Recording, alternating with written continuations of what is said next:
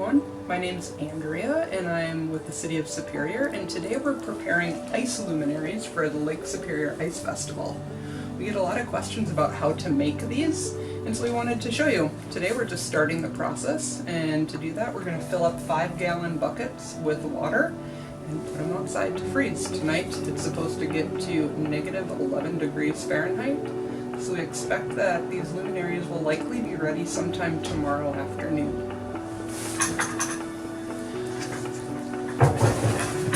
All you need is a bucket or a balloon or some container that can hold water. You can fill it up with hot or cold water. We're using cold today, and then we're going to put them outside to freeze.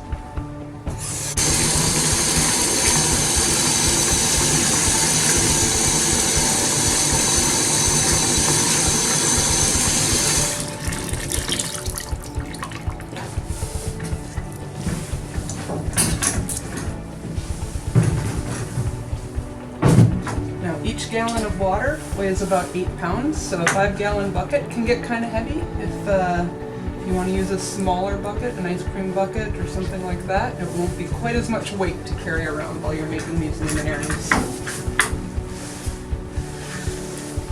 We'll put it outside so it can freeze. As you can see, we've got a few that we're making for the Lake Superior Ice Festival. The trick will be catching these before they freeze solid so that the inside is still liquid water, and we'll pour that out tomorrow and then have an empty area inside this ice ball that we can put a candle in. We'll check back tomorrow.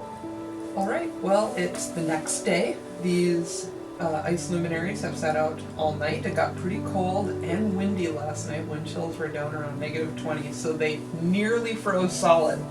But we've brought them inside to allow them to warm up a little bit so that we can get the ice out of the bucket. And after they've sat inside for a while, you can see that the ice starts separating from the edge of the bucket.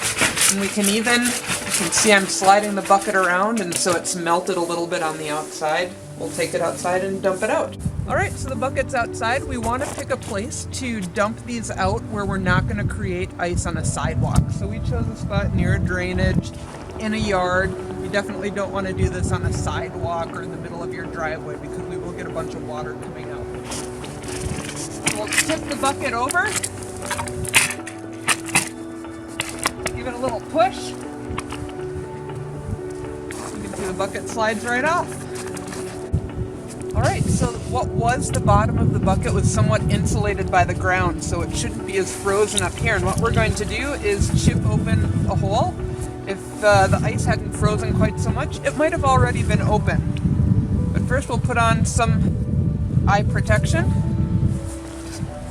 And then using a chisel or some tool, we'll start opening up the bottom of this luminary. Alright, I think the opening is big enough. Now I have some nice waterproof insulated gloves, which are handy because your hands will get wet, and again, we want to dump this water in a place where it's not going to cause safety issues later when it refreezes.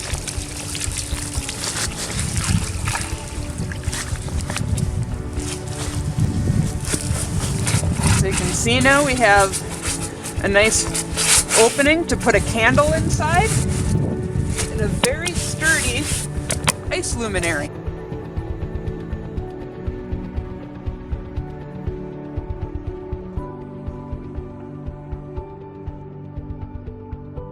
So these luminaries have sat out in cold temperatures overnight. They froze, but not solid. And we brought them inside to warm up. By bringing them inside, you can see the ice will separate from the bucket. I'm sliding the bucket around and the ice is kind of floating freely in there. That means we can dump them out. So let's see how it goes.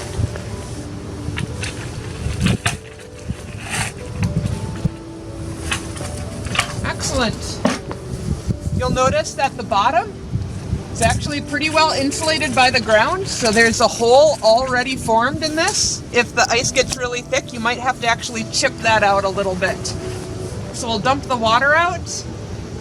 This is a good thing to do far away from sidewalks or driveways so you don't create an ice slick somewhere that could cause safety concerns for people walking around your property. So we picked an area of the lawn where people aren't typically walking.